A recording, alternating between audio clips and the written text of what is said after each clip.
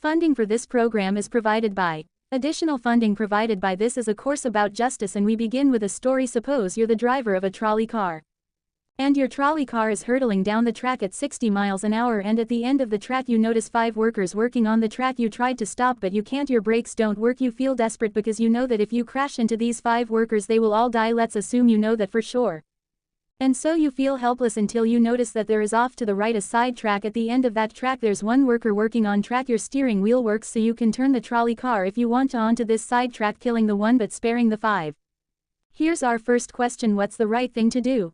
What would you do? Let's take a poll. How many would turn the trolley car onto the side track?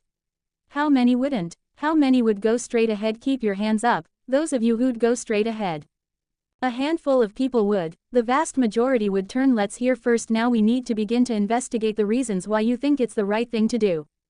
Let's begin with those in the majority, who would turn to go onto side track. Why would you do it? What would be your reason? Who's willing to volunteer a reason? Go ahead, stand up. Because it can't be right to kill 5 people when you can only kill 1 person instead. It wouldn't be right to kill 5 if you could kill 1 person instead. That's a good reason. That's a good reason. Who else? Does everybody agree with that reason? Go ahead. Well, I was thinking it was the same reason. It was on 9/11. We regard the people who flew the plane into the Pennsylvania field as heroes because they chose to kill the people on the plane and not kill more people in big buildings. So the principle there was the same on 9/11. It's tragic circumstance, but better to kill 1 so that 5 can live. Is that the reason most of you have? Those of you who would turn, yes. Let's hear now from those in the minority, those who wouldn't turn.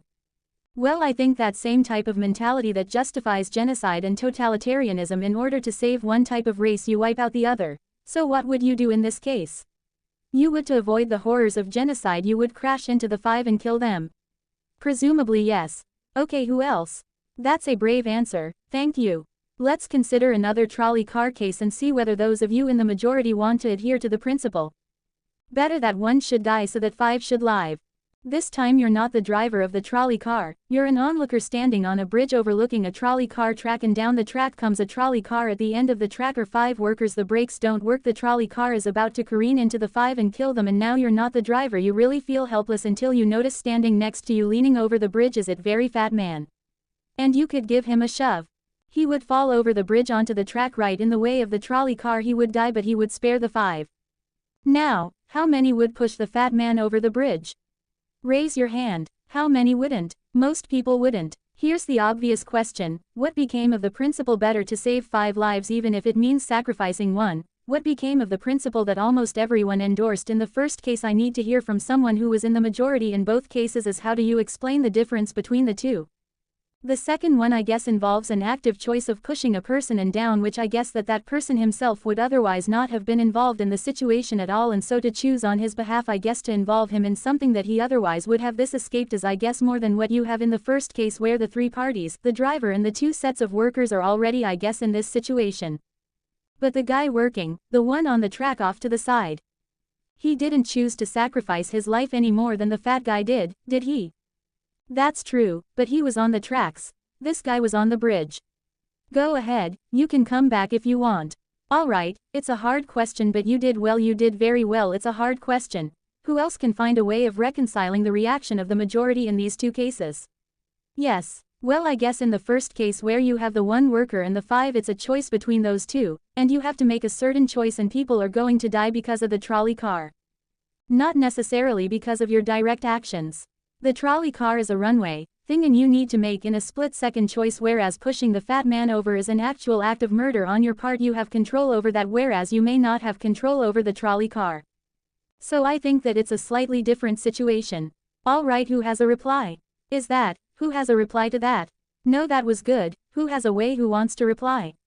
Is that a way out of this? I don't think that's a very good reason, because you choose. Either way, you have to choose who dies, because you either choose to turn and kill a person, which is an active conscious thought to turn, or you choose to push the fat man over, which is also an active conscious action. So either way you're making a choice. Do you want to reply? Well, I'm not really sure that that's the case. It just still seems kind of different. The act of actually pushing someone over onto the tracks and killing them, you are actually killing him yourself. You're pushing him with your own hands. You're pushing in. That's different than steering something that is going to cause death into another. You know it doesn't really sound right saying it now when I'm up here. No, that's good. What's your name? Andrew. Andrew, and let me ask you this question, Andrew. Suppose standing on the bridge next to the fat man, I didn't have to push him. Suppose he was standing over a trapdoor that I could open by turning a steering wheel like that, would you turn it?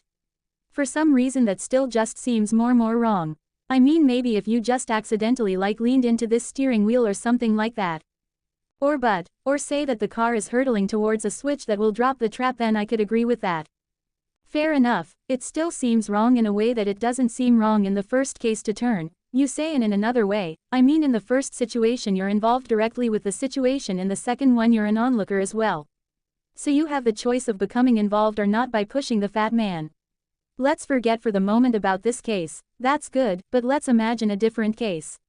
This time you're doctor in an emergency room. And 6 patients come to you. They've been in a terrible trolley car wreck. 5 of them sustained moderate injuries. 1 is severely injured. You could spend all day caring for the 1 severely injured victim, but in that time the 5 would die, or you could look after the 5, restore them to health, but during that time the 1 severely injured person would die. How many would save the 5 now as the doctor? How many would save the 1? Very few people, just a handful of people. Same reason, I assume. 1 life versus 5. Now consider another doctor case. This time you're a transplant surgeon and you have 5 patients, each in desperate need of an organ transplant in order to survive. On needs a heart, 1 a lung, 1 a kidney, 1 a liver, and the 5th a pancreas. And you have no organ donors. You are about to see them die, and then it occurs to you that in the next room there's a healthy guy who came in for a checkup, and he is you like that, and he's taking a nap. You could go in very quietly. Yank out the 5 organs. That person would die, but you can save the 5. How many would do it? Anyone. How many? Put your hands up if you would do it. Anyone in the balcony? You would. Be careful, don't lean over too much. How many wouldn't? All right. What do you say? Speak up in the balcony, you who would yank out the organs. Why? I'd actually like to explore slightly alternate possibility of just taking the 1 of the 5 he needs an organ who dies first and using their 4 healthy organs to save the other 4. That's a pretty good idea. That's a great idea, except for the fact that you just wrecked the philosophical point. Let's step back from these stories and these arguments to notice a couple of things about the way the arguments have began to unfold. Certain moral principles have already begun to emerge from the discussions we've had, and let's consider what those moral principles look like. The first moral principle that emerged from the discussion said that the right thing to do, the moral thing to do, depends on the consequences that will result from your action at the end of the day. Better that 5 should live even if 1 must die. That's an example of consequentialist moral reasoning. Consequentialist moral reasoning locates morality in the consequences of an act, in the state of the world that will result from the thing you do. But then we went a little further, we considered those other cases, and people weren't so sure about consequentialist moral reasoning when people hesitated to push the fat man over the bridge or to yank out the organs of the innocent patient. People gestured towards reasons having to do with the intrinsic quality of the act itself. Consequences be what they may. People were reluctant. People thought it was just wrong, categorically wrong, to kill a person, an innocent person, even for the sake of saving 5 lives. At least these people thought that in the second version of each story we reconsidered. So this points a second categorical way of thinking about moral reasoning. Categorical moral reasoning locates morality in certain absolute moral requirements, in certain categorical duties and rights regardless of the consequences. We're going to explore in the days and weeks to come the contrast between consequentialist and categorical moral principles.